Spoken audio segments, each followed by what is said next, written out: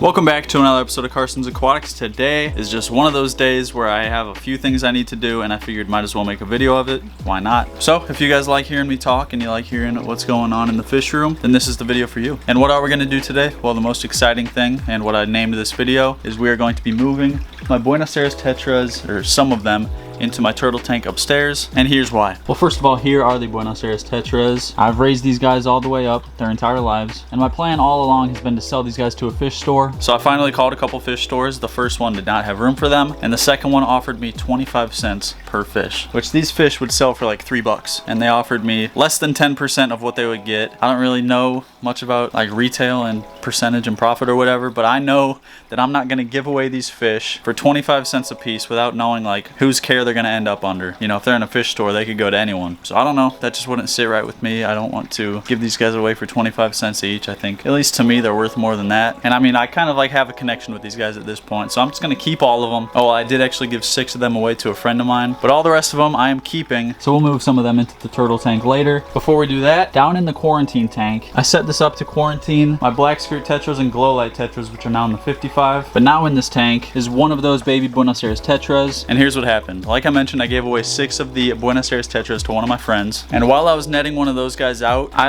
it's kind of hard to explain. I went inside the tank and like did this, like to catch them along the glass. And one of them got caught like in the frame. You know what I'm saying? Like he pretty much went pew, and he wasn't really moving. I thought I paralyzed him at first. I didn't think he was gonna make it, but I put him in the quarantine tank just to see if he could revive himself, and he actually did. I think I just saw him back there. He's completely healthy now. So the first thing we're gonna do is grab this guy out of here, and we're actually gonna put him in the 55 where he can school up with all the others. Oh yeah, you might notice I did put the glowfish in here, and we'll talk about them in a second. So I'm gonna grab this guy out of here. Oh my, he is going crazy now. All right, gotcha. And there he goes.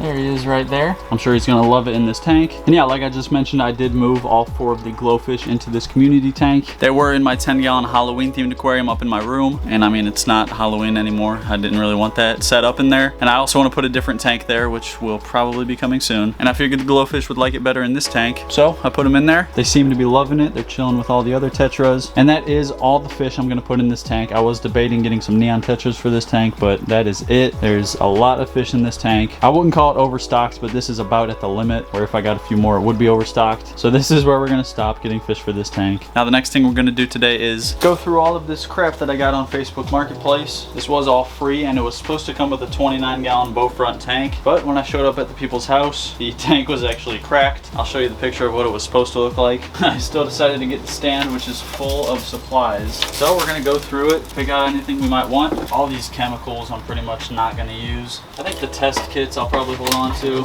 Oh, and this is all saltwater stuff, by the way. So I think I'm just gonna hold on to mainly test kits. We have a hydrometer right here, another net. Oh, brand new toothbrush. I was needing one of these. 150 watt HQI metal halide ballast.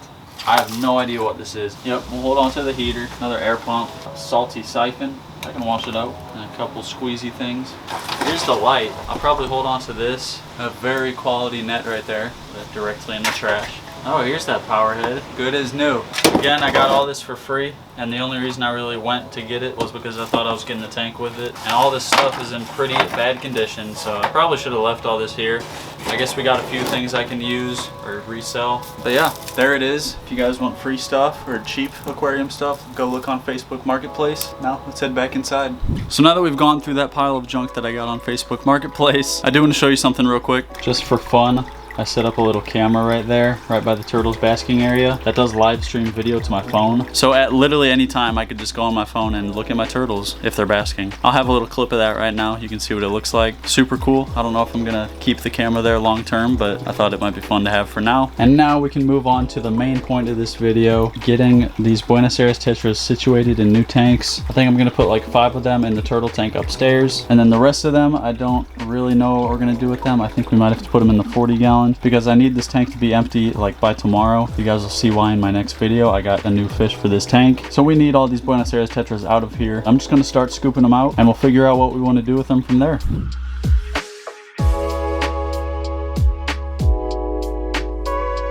Alrighty guys, so we have all of the Buenos Aires Tetras out of the tank and into this bucket. So we're gonna run these guys upstairs and put a few of them in our turtle tank. So here we are in my room, and before we put the fish in the turtle tank, I wanna give you guys a quick room tour because I did rearrange my room. Before, I had the dresser and the turtle tank right there. Then next to that was the Halloween tank, which was on that. My desk was over there. The 10-gallon tall was over there, so I like completely moved everything. So now we are gonna put a few of the Buenos Aires Tetras into the turtle tank. All right, so I just got a little scoop of them. I think I got like 5 or 6. These guys are super quick, so I don't think the turtles will be able to catch them. And I think I'm actually gonna leave that last guy in the net. We'll just go with 5 in the turtle tank for now. I'll put this guy back. So yeah, there it is. There's a couple of them right back there. Oh, here's one of the bigger ones right here in the corner. Toby's trying to bury himself in the gravel. And then our new Reeves turtle is straight up chilling in this plant. That's been his main hangout spot. Still have not named this guy. I'll probably do that in a future video very soon, but still thinking on the name. So yeah, there it is. 5 of those Buenos Aires Tetras are now in the turtle tank, and we still have like 20 or 25 more in the bucket. So we're gonna bring those guys back downstairs, and I think we're just gonna put them in the 40-gallon.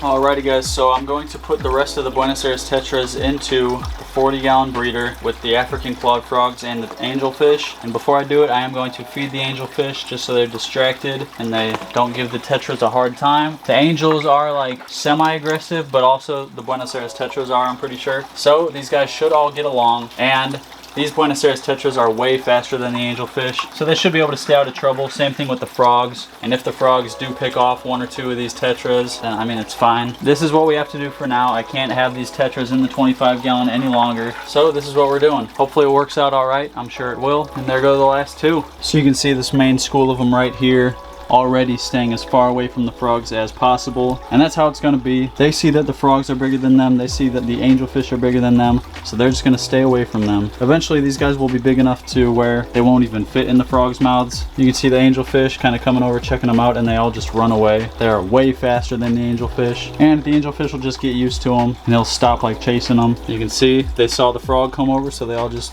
go that way. I'm not going to try and lie to you guys and say that all of these fish are going to be okay. It's more than likely that a couple of them are going to get picked off by the frogs. That's just the way of life. I'd rather have them in here where they're like happy and there's a small risk of them getting eaten, instead of cramming 25 more fish into the 55-gallon tank. So yeah, that's pretty much it. This was kind of a random video, but I hope you guys liked it. Today's comment of the day goes out too, and if you want your comment to be the comment of the day in the next video, all you got to do is drop a comment down below, and that could happen. And if you did like this video, be sure to hit that like button, do me a favor and hit that subscribe button, turn on post notifications, and I am going to see you in the next video.